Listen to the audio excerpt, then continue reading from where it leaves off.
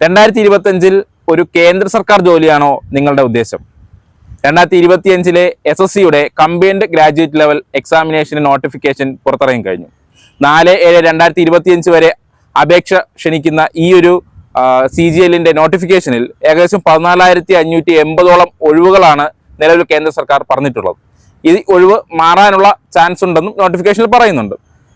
2025 ഈ നോട്ടിഫിക്കേഷൻ പറഞ്ഞിട്ടുള്ള ഈ ജോലികളിലേക്ക് ആപ്ലിക്കേഷൻ SSCയുടെ വെബ്സൈറ്റ് വഴി നൽകാൻ പുതിയ ചില മാനദണ്ഡങ്ങൾ കൂടെ കേന്ദ്ര സർക്കാർ പുറത്തിറക്കിയിട്ടുണ്ട്.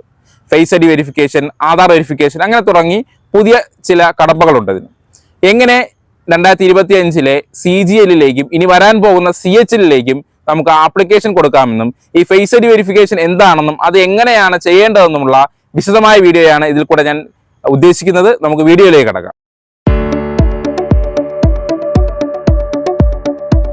ഈ കഴിഞ്ഞ ജൂൺ 9 SSC പുറത്തുവിട്ട ഈ നോട്ടിഫിക്കേഷനിൽ assistant section officer, income tax inspector, CBI sub inspector, assistant enforcement officer, auditor, tax assistant തുടങ്ങിയ ഡിഗ്രി ലെവലിലുള്ള പോസ്റ്റുകളിലേക്കാണ് അപേക്ഷകൾ ക്ഷണിച്ചിരിക്കുന്നത്. കേരളത്തിൽ തിരുവനന്തപുരം, കൊല്ലം, കോട്ടയം, എറണാകുളം, തൃശൂർ, കോഴിക്കോട്, കണ്ണൂർ തുടങ്ങിയ ജില്ലകളിൽ ഈ എക്സാമിന് വേണ്ടിയിട്ടുള്ള സെന്ററുകൾ വിപുലീകരിച്ചിട്ടുണ്ട്. അതുപോലെ തന്നെ 9/6/2025 തുടങ്ങി 4/7/2025 വരെയാണ് നമുക്ക് ഓൺലൈനായി ആപ്ലിക്കേഷൻ കൊടുക്കാനുള്ള സമയം SSC നൽകിയിരിക്കുന്നത്. അതുപോലെ 5/7/2025 വരെ നമുക്ക് ഫീ പേയ്മെന്റും നടത്താവുന്നതാണ്. ഓഗസ്റ്റ് 13 മുതൽ ഓഗസ്റ്റ് 30 വരെ ഉള്ള കാലാവധിയിൽ ഒന്നാമത്തെ ടയർ എക്സാമും ഡിസംബർ 2025 രണ്ടാമത്തെ ടയർ എക്സാമും നടത്തി തീർക്കുമെന്നും SSC നോട്ടിഫിക്കേഷൻ വ്യക്തമാക്കുന്നുണ്ട്. ആദ്യമായാണ് SSC വഴി നിങ്ങളൊരു പരീക്ഷയ്ക്ക് അപ്ലൈ ചെയ്യുന്നതെങ്കിൽ ആദ്യം SSCയിൽ ഒരു പ്രൊഫൈൽ ക്രിയേറ്റ് ചെയ്യണം. അതിനുവേണ്ടി ssc.gov.in എന്ന വെബ്സൈറ്റിലോ അതല്ല മൊബൈലുകളിൽ മൈ SSC എന്ന ആപ്ലിക്കേഷൻ വഴിയോ രജിസ്റ്റർ നൗ എന്ന ഓപ്ഷൻ ക്ലിക്ക് ചെയ്യുമ്പോൾ ആധാറിന്റെ നമ്പർ കൊടുക്കുക. ഈ ആധാറിന്റെ നമ്പർ കൊടുക്കുമ്പോൾ ഈ ആധാർ ഏത് ഫോൺ നമ്പറുമായാണോ ലിങ്ക് ചെയ്തിരിക്കുന്നത് ആ ഫോൺ നമ്പറിലേക്ക് ഒരു OTP വരികയും ആ OTP നമ്മൾ വാലിഡേറ്റ് ചെയ്തുകൊണ്ട് ഓൺ ടൈം രജിസ്ട്രേഷൻ നടത്തി നമ്മുടെ പേഴ്സണൽ ഡീറ്റെയിൽസ് എല്ലാം കൊടുത്തുകൊണ്ട് നമുക്കൊരു പ്രൊഫൈൽ ക്രിയേറ്റ് ചെയ്യാവുന്നതും അവിടെ തന്നെ നമുക്കൊരു പാസ്വേഡ് ക്രിയേറ്റ് ചെയ്യാവുന്നതുമാണ്. ഇങ്ങനെ ഓൺ ടൈം രജിസ്ട്രേഷൻ വഴി പ്രൊഫൈൽ ക്രിയേറ്റ് ചെയ്തതിനു ശേഷം നമുക്ക് കിട്ടുന്ന യൂസർ നെയിമും പാസ്വേഡും ഉപയോഗിച്ച് വേണം ഇനി വരുന്ന എക്സാമുകൾക്കെല്ലാം നമ്മൾ ആപ്ലിക്കേഷൻ കൊടുക്കാൻ. നിലവിൽ CGL അതായത് കമ്പൈൻഡ് ഗ്രാജുവേറ്റ് ലെവൽ എക്സാംസ് ആണ് വിളിച്ചിട്ടുള്ളത്.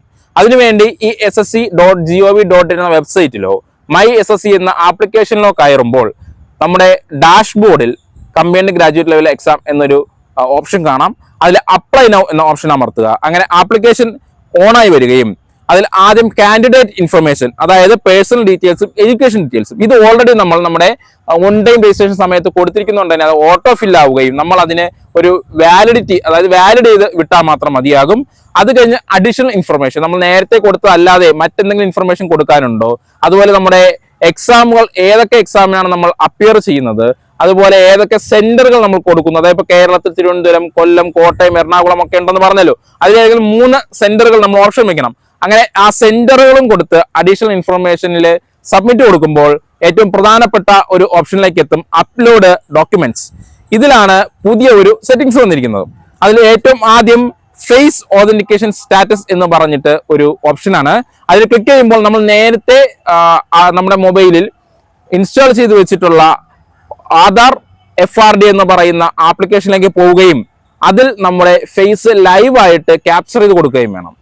ഈ ആധാറുള്ള ആൾ തന്നെയാണോ ഈ ആപ്ലിക്കേഷൻ നൽകുന്നത് എന്ന് വെരിഫൈ ചെയ്യാൻ വേണ്ടിയിട്ടാണ്. അത് വെരിഫിക്കേഷൻ കഴിഞ്ഞാൽ തൊട്ട് താഴെ ക്യാപ്ചർ യുവർ ഫോട്ടോഗ്രാഫ് 2024 മുതലേ നമ്മുടെ ലൈവ് ഫോട്ടോയാണ് നമ്മൾ SSCക്ക് നൽകേണ്ടത്.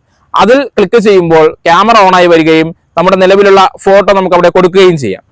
അത് കഴിഞ്ഞ് സിഗ്നേച്ചറും അപ്ലോഡ് ചെയ്തതിനു ശേഷം സേവ് ആൻഡ് നെക്സ്റ്റ് കൊടുക്കുമ്പോൾ നേരെ പോകുന്നത് ഡിക്ലറേഷൻ ഫോമിലേക്കാണ്.